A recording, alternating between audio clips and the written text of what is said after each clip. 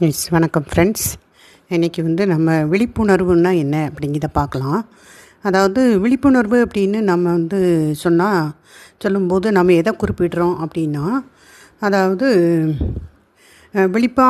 விழிப்புணர்வுன்னா ஒரு விழிப்பான மனநிலை அப்படின்னு நம்ம நினைக்கும். ஆனால் அது கிடையாது. அப்போ விழிப்புணர்வு என்றால் விழிப்பான மனநிலை அப்படிங்கிறது அர்த்தம் இல்லை. அப்போ அந்த விழிப்பான மனநிலை நம்மளுடைய பிழைக்கும் திறனுக்கு மட்டும்தான் அது பயன்படும். சரிங்களா? அந்த விழிப்பான மனநிலை அப்படிங்கிறது நம்முடைய பிழைக்கும் திறனை வேணும்னா அது மேம்படுத்தக்கூடியதாக இருக்கும். ஆனால் அது என்ன அப்படின்னு பார்க்கும்போது, அந்த விழிப்புணர்வு அப்படின்னு நம்ம சொல்லும்போது இது நாம் செய்யக்கூடிய ஒரு செயல் அப்படின்னு இல்லை, அது கிடையாது. அப்போ விழிப்புணர்வு அப்படின்னா ஒரு விழிப்பான மனநிலையா அப்படின்னா அதுவும் இல்லை. விழிப்புணர்வுன்னா நாம் செய்யக்கூடிய செயலா அப்படின்னா அதுவும் இல்லை. அப்போ அப்படின்னா விழிப்புணர்வுனா என்ன அப்படின்னு பார்த்தோன்னா, அது நாம் இருக்கக்கூடிய நிலை, நம்ம எப்படி இருக்கிறோம், நம்ம எப்படி இருக்கிறோம், அந்த இருக்கக்கூடிய நிலை தான் அந்த ஒரு விழிப்புணர்வு தான் நம்முடைய அந்த விழிப்புணர்வு தான் நம்முடைய உயிரோட்டம் அப்படின்னு சொல்லணும். நம்மளுடைய நிலை என்ன, இந்த உயிரோட்டமாக இருக்கும் இல்லையா, அதுதான் விழிப்புணர்வு அப்படின்னு சொல்கிறோம். சரிங்களா? அப்போ இந்த விழிப்புணர்வு அப்படின்னா நம்முடைய உயிரோட்டம் அப்படின்னு நம்ம சொல்கிறோம்.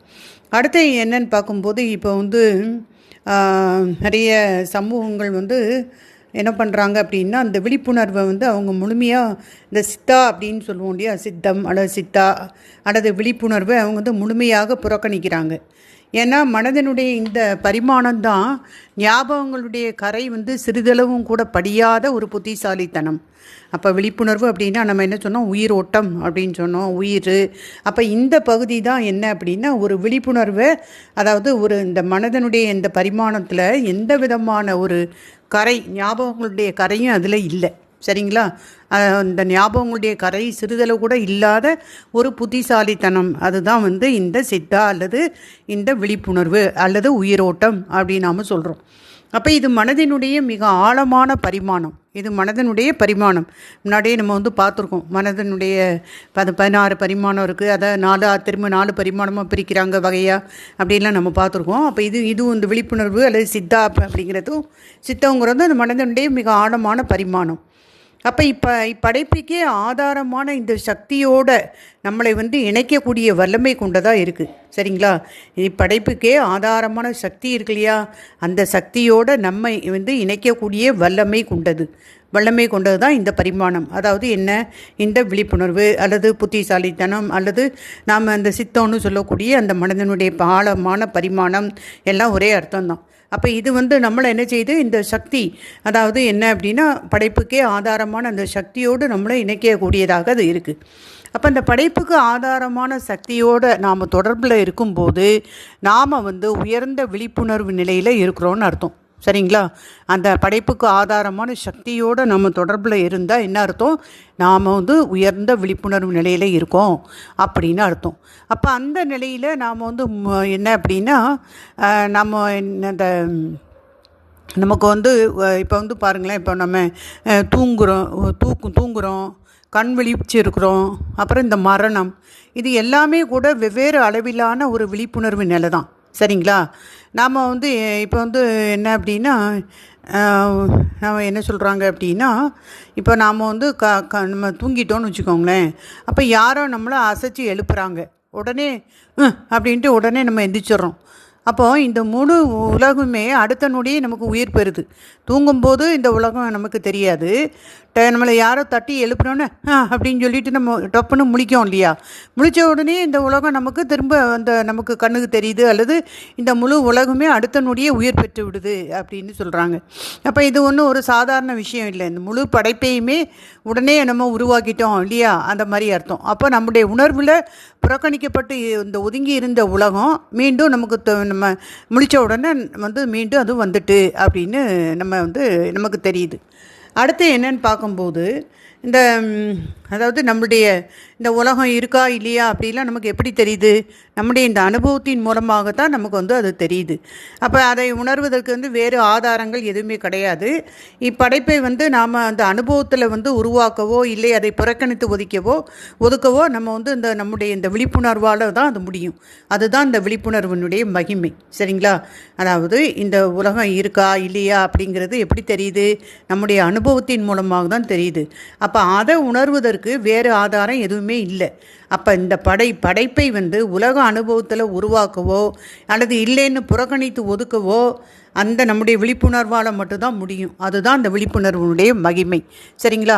அப்போ இப்போ விழிப்புணர்வை நாம் வந்து வெவ்வேறு நிலைகளுக்கு நாம் உயர்த்தலாம்.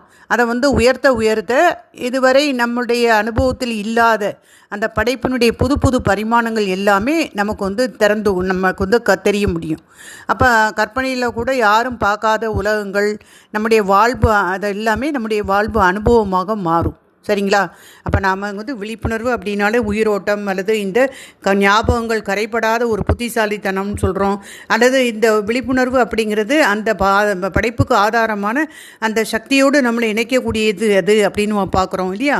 அப்போ இந்த நாம் இருக்கக்கூடிய அந்த நிலை அதுதான் வந்து நம்ம உயிரோட்டமாக உயிரோட்டமாக இருக்கிற நிலைக்கு பேர் தான் விழிப்புணர்வு. அப்போ நம்மளுடைய இந்த விழிப்புணர்வை வந்து நாம் கொஞ்சம் கொஞ்சமாக உயர்த்த இதுவரை நம்ம அனுபவத்தில் இல்லாத அந்த படைப்பினுடைய புது புது பரிமாணங்கள் எல்லாமே நமக்கு திறந்து கொள்ளும். சரிங்களா? அப்போ இப்போ நாம் தூங்கி கொண்டிருக்கும் போது நம்முடைய அனுபவத்தில் இந்த உலகம் இல்லை. அப்போ நாம் பெரும்பாலும் விழிப்புணர்வோடு நாம் இருக்கிறது இல்லை. நம்ம தூங்குறனால அங்கே விழிப்புணர்வு இல்லை இல்லைங்களா?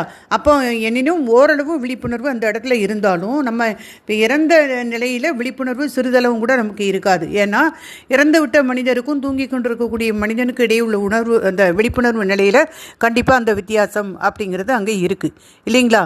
அதே மாதிரி என்ன அப்படின்னு சொல்லும்போது அந்த விழிப்புணர்வு வந்து அதிகமாகும்போது இயல்பாகவே நம்ம வந்து எல்லாவற்றையுமே ஏற்றுக்கொள்ளும் நிலைக்கு நாம் விரிவடைகிறோம். சரிங்களா? இப்போ விழிப்புணர்வு வந்து அதிகமாக நமக்குள்ளே என்ன வருதுன்னா எல்லாவற்றையும் ஏற்றுக்கொள்ளும் அந்த நிலைக்கு நாம் விரிவடைகிறோம். சரிங்களா? அப்போ விழிப்புணர்வு அப்படிங்கிறது இப்பிரபஞ்சத்தை வந்து அரவணைக்கக்கூடிய செயல்முறை. சரிங்களா? அதுவும் விழிப்புணர்வு தான். அப்போ நாம் வந்து எப்படி எந்த அளவுக்கு உயிரோட்டமாக இருக்கோம், எந்த அளவுக்கு அந்த பிரபஞ்சத்தோடு நாம் இணைஞ்சு இருக்கோம். விழிப்புணர்வு என்பது இந்த பிரபஞ்சத்தை கூட வந்து நம்ம வந்து அரவணைக்கக்கூடிய செயல்முறை. அப்போ இதை வந்து நாம் வந்து செய்ய முடியாது. வேணும்னா அது நிகழ்வதற்கு சாதகமான அந்த சூழ்நிலையை நாம் அமைத்து கொள்ளலாம். சரிங்களா? விழிப்புணர்வு என்பது பிரபஞ்சத்தை அரவணைக்கக்கூடிய செயல்முறை. இதை நாம் வந்து இந்த செயலை செய்ய முடியாது. ஆனால் அது நிகழ்கிறதுக்கு சாதகமான அந்த சூழ்நிலையை நம்மளால் அமைச்சு கொள்ள முடியும். சரிங்களா? அதனால தான் நாம் வந்து விழிப்புணர்வோடு எப்போவுமே அவங்க வந்து விழிப்புணர்வோடு இருக்க நல்லதுன்னு சொல்கிறாங்க. அப்புறம் வந்து நம்முடைய உடல், எண்ணம், உணர்வுகள் மற்றும் சக்தி நிலை இந்த நாள்லேயுமே ஒரு ஒத்திசைவில் இருந்துச்சு அல்லது ஒரு ஒத்திசைவில் செயல்பட்டுச்சுன்னா அந்த விழிப்புணர்வு அப்படிங்கிறது தானாக மலரும். ஓகேங்களா? அப்போ விழிப்புணர்வோடு நாம் இருக்கணும் அல்லது விழிப்புணர்வு நமக்கு அதிகரிக்கணும் அப்படின்னா நம்முடைய உடல், நம்முடைய எண்ணம், நம்முடைய உணர்வுகள் மற்றும் நம்முடைய சக்தி நிலை இது எல்லாமே ஒத்திசைவில் செயல்படணும். அப்படி செயல்படும் போது நமக்கு விழிப்புணர்வு அப்படிங்கிறது தானாக மலரும். அப்போ அந்த விழிப்புணர்வு மலரும் போது நாம் இப்போ இருக்கிறத விட மிக அதிகமான உயிரோட்டத்தோடு நாம் இருப்போம். ஓகேங்களா? அதான் வந்து இங்கே சொல்கிறோம். அப்போ அந்த விழிப்புணர்வு அப்படின்னா நம்ம இருக்கக்கூடிய நிலை அல்லது உயிரோட்டம் அப்படின்னு நம்ம சொல்கிறோம். அப்போ அதை எப்படி நாம் அந்த விழிப்புணர்வை அதிகரிக்க முடியும் அப்படின்னா நம்முடைய உடல், நம்முடைய எண்ணம், உணர்வு, நம்முடைய சக்தி நிலை எல்லாத்தையுமே ஒரு ஒத்திசைவில் நாம் செயல்பட வைக்கும்போது நம்முடைய விழிப்புணர்வு அப்படிங்கிறது தானாக உயரும் அல்லது தானாக மலரும். அப்போ அந்த விழிப்புணர்வு வந்து மலரும் போது நாம் இப்போ இருப்பதை விட மிக அதிகமான உயிரோட்டத்தோடு இருப்போம் அப்படின்னு அவங்க சொல்கிறாங்க. அப்போ அடுத்து என்ன அப்படின்னு பார்க்கும்போது இப்போ அந்த விழிப்புணர்வோடு நாம் வந்து அறிந்தே தொடர்பு கொள்ளும்போது இப்போ நாம் அந்த பொருட்தன்மையினுடைய மிக ஒரு நுட்பமான பரிமாணமான இந்த ஆகாஷ், இப்போ பஞ்சபூதங்கள் ஆகாஷம் இருக்கு இல்லையா, ஆகாயம், அதை பற்றி இங்கே சொல்கிறாங்க. அதாவது நம்ம விழிப்புணர்வோடு நாம் அறிந்தே தொடர்பு கொள்ளும்போது இந்த பொருட்தன்மையில் மிக நுட்பமான பரிமாணமான இந்த ஆகாஷ் வந்து நம்முடைய அனுபவத்துக்கு வரும். அப்போ இந்த பிரபஞ்சம் அப்படின்னாலே இது வந்து நம்முடைய பஞ்சபூதங்களுடைய ஒரு விளையாட்டு இல்லையா? அப்போ இந்த நீர், நெருப்பு, நிலம், காற்று மற்றும் ஈத்தர் இந்த 5 இந்த பூதங்கள். அப்போ படைப்பு அப்படிங்கிறதும் கூட இந்த 5 சேர்ந்து நிகழ்த்தக்கூடிய நாடகம் தான் இந்த படைப்பு. இந்த உலகம், இந்த படைப்பு எல்லாமே இந்த 5 பூதங்களால் தான் ஆனது. இந்த உடலும் 5 பூதங்களால் தான் ஆனது. அதில் இந்த ஈத்தர் அப்படிங்கிறத தான் நம்ம ஆகாஷ்ன்னு சொல்லி நம்ம சொல்கிறோம். அப்போ ஒவ்வொரு மனிதனுக்குமே இந்த ஆக்கக்கூற்றை அடிப்படையாக கொண்ட ஒரு பரிமாணம் அப்படிங்கிறது நமக்கு இருக்குது. மற்ற 4 இந்த ஆக்கக்கூறுகளும் அவனுடைய உடலில் இருக்குது. இந்த ஆகாஷ் மட்டும், இந்த ஆகாஷ் பரிமாணம் அப்படிங்கிற மட்டும் நம்முடைய உடலை சுற்றி 18லேருந்து 21 அங்குலம் தூரம் வரை அது விரிஞ்சு இருக்குது. சரிங்களா? இப்போது நம்ம 5 பூதங்களால் இந்த உடல் அமைக்கப்பட்டு இருந்தாலும் இந்த 4 பூதங்கள் நமக்குள்ளே இருக்குது. இந்த ஆகாஷ் அப்படிங்கிற மட்டும் நம்ம உடலுக்கு வெளியே இருக்குது. நம்ம உடலை சுற்றி 18 to 21 அங்குலம் தூரம் வரை அது விரிந்து இருக்குது. இந்த ஆக்கக்கூறு மிக நுட்பமான நிலையில் இருந்தாலும் இது பொருட்தன்மை சார்ந்தது அப்படிங்கிறதுனால இதுவும் தகவல்களை சுமந்து இருக்குது. இதுவும் தகவல்களை அது சுமந்து இருக்குது. அப்போ நம்ம வாழ்வில் குறிப்பிட்ட அளவு அது தீவிரத்தோடு அது நிகழ்ந்தவை அல்லது நம்மை ஆழமாக பாதித்த விஷயங்கள் இது எல்லாமே நம்மை சுற்றி இருக்கக்கூடிய இந்த ஆகாஷ் தளத்தில் எழுதப்படுது. சரிங்களா? அங்கே பதிவாகுது. இப்போ நம்ம நம்மளை பாதித்த விஷயங்கள் அல்லது நம்முடைய எண்ணங்கள், நமக்கு நிகழ்ந்த விஷயங்கள் இது எல்லாமே நம்மை சுற்றி இருக்கக்கூடிய இந்த ஆகாஷ் தளம், அதாவது நம்மை சுற்றி 18 to 21 அங்குலம் வரை அந்த ஆகாஷ் இருக்கு இல்லையா, அதுலேயும் பதியுது அப்படின்னு சொல்கிறாங்க. ஓகேங்களா? அப்போ நம்ம விழிப்புணர்வோடு நாம் அறிந்தே நாம் தொடர்பு கொள்ளும்போது நம்மை சுற்றி இருக்கக்கூடிய இந்த ஆகாஷ் பரிமாணம் மட்டும் இல்லை, இந்த கிரகத்தை சுற்றியும் இந்த சூரிய குடும்பம், இந்த பிரபஞ்சம் முழுவதும் இருக்கக்கூடிய இந்த ஆகாஷ் பரிமாணமும் நமக்கு அனுபவத்தில் வரும் அப்படின்னு சொல்கிறாங்க. அப்போது நாம் அந்த விழிப்புணர்வை நாம் அறிந்து தொடர்பு கொள்ளும்போது அல்லது விழிப்புணர்வை நாம் அதிகரிக்கும் போது இந்த நம்ம சுற்றி இருக்கக்கூடிய ஆகாஷ் மட்டும் இல்லை, இந்த அந்த பிரபஞ்சத்தில் இந்த சூரியனை சுற்றி அதே மாதிரி கிரகங்களை சுற்றி இருக்கக்கூடிய அந்த ஆகாஷ் பரிமாணம் இருக்கு இல்லையா, அதுவுமே நம்முடைய அனுபவத்தில் நமக்கு கிடைக்கும். ஓகேங்களா? அப்போ என்ன, அதான் சில முன்னாடியில் அதை வாழ்ந்த பெரியவங்க, அந்த ஞானிகள், இவங்க எல்லாமே என்ன அந்த பிரபஞ்சத்தை பற்றி பலவிதமான விஷயங்களை எல்லாம் துல்லியமாக அவங்க கணித்து சொல்லியிருக்காங்கல்ல, இது எல்லாமே இந்த சித்த ஆகாஷ் அப்படிங்கிற அந்த பரிமாணம் மூலம்தான் அவங்களுக்கு கிடைச்சிருக்கு. சரிங்களா? இந்த ஆகாஷ் அதிலிருந்து தான் அவங்களுக்கு கிடைச்சிருக்குது. இந்த சித்த ஆகாஷ் அப்படிங்கிறது நம்முடைய புத்திசாலித்தனத்தினுடைய ஆகாஷ் பரிமாணம். சரிங்களா? நம்முடைய புத்திசாலித்தனம் அப்படின்னு சொல்லும்போது உயிரோட்டம் இல்லையா, அதனுடைய ஆகாஷ் பரிமாணம் அப்படிங்கிறது தான் அதிலிருந்து தான் அவங்களுக்கு அந்த பிரபஞ்சத்தை பற்றியுள்ள ரகசியங்கள், பல கண்டுபிடிப்புகள் அல்லது பலவிதமான விஷயங்கள் எல்லாமே துல்லியமாக அவங்களுக்கு அதிலிருந்து தான் கிடைச்சிருக்குன்னு சொல்கிறாங்க. அப்போ இப்போ நாம் விழிப்புணர்வோடு நம்ம தொடர்பில் விழிப்புணர்வோடு நாம் தொடர்பில் இருக்கும்போது நம்ம எதையுமே சாதிக்க முயல வேண்டாம். இது கிடைச்சா நல்லாயிருக்கும், அது நடந்தால் நல்லாயிருக்கும் அப்படின்லாம் நம்ம வாழ்க்கை முன்னேற்ற பாதையில் நம்ம கொண்டு செல்ல நமக்கு ஒரு கனவோ ஆசையோ கூட நமக்கு தேவைப்படாது. ஏன்னா நமக்கு நடக்கக்கூடிய சிறந்த விஷயங்கள் எதுவோ அது எல்லாமே நமக்கு தானாகவே நடக்கும். சரிங்களா? நம்ம எதுக்கும் இது எனக்கு இது வேணும் அது வேணும் அல்லது ஒரு கனவு ஒரு ஆசை எதுவுமே நம்ம பட வேண்டாம். ஆட்டோமேட்டிக்காக நமக்கு என்ன தேவையோ அது எல்லாமே நடக்கும் அப்படிங்கிறாங்க. ஸோ இந்த பரிமாணத்தை நாம் அடையும் அந்த நுட்பம் மட்டும் நமக்கு தெரிஞ்சிட்டுன்னா அந்த தெய்வீகமே நமக்கு அடிமையாயிரும் அப்படின்னு சொல்கிறாங்க. ஓகேங்களா? அடுத்து அது மட்டும் இல்லாமல் என்ன அப்படின்னா இந்த நம்முடைய மரபணு, நம்முடைய கர்ம வினை அப்படிங்கிறலாம் இருக்கு இல்லையா, அப்போ அதிலிருந்தும் நாம் விலகி இருக்கும்போது அந்த கர்ம வினை போன்ற கட்டாயங்களில் இருந்தும் நாம் விலகி இருக்கும்போது வாழ்க்கையில் நாம் எந்த சுமையும் இல்லாமல் ஒரு முயற்சியற்ற நிலையில் நாம் இலகுவாக நாம் செயல்பட ஆரம்பிப்போம். அப்போ நம்முடைய புத்தி, அப்புறம் அடையாளங்கள், ஞாபகங்கள், தீர்மானங்கள், கர்மா எல்லாத்தையும் கடந்த நிலை தான் இது. சரிங்களா?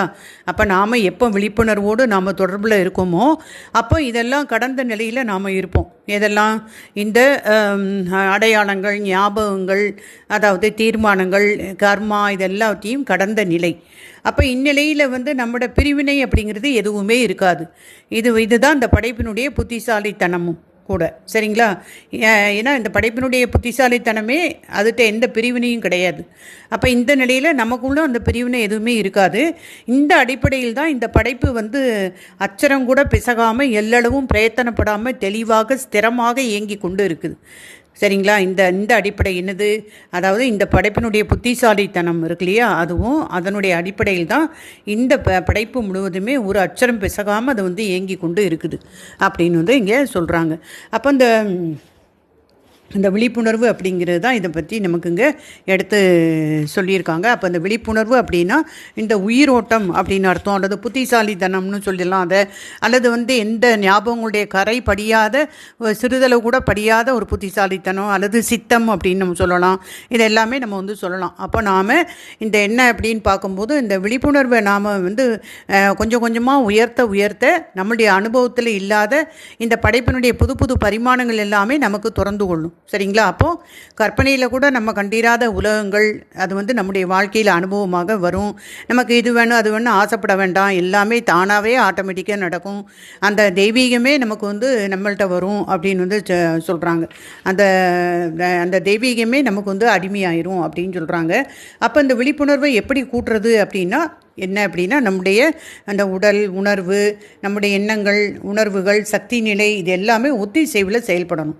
அப்படி செயல்படும் போது நம்முடைய விழிப்புணர்வு அப்படிங்கிறத ஆட்டோமேட்டிக்காக அது உயர ஆரம்பிக்கும் அப்படின்னு இங்கே சொல்கிறாங்க. ஓகே மாஸ்டர்ஸ், அப்போ இதுதான் விழிப்புணர்வுன்னா என்றால் என்ன அப்படிங்கிற அதுக்குள்ளே ஒரு ஒரு பதிலாக இங்கே கொடுத்துருக்காங்க.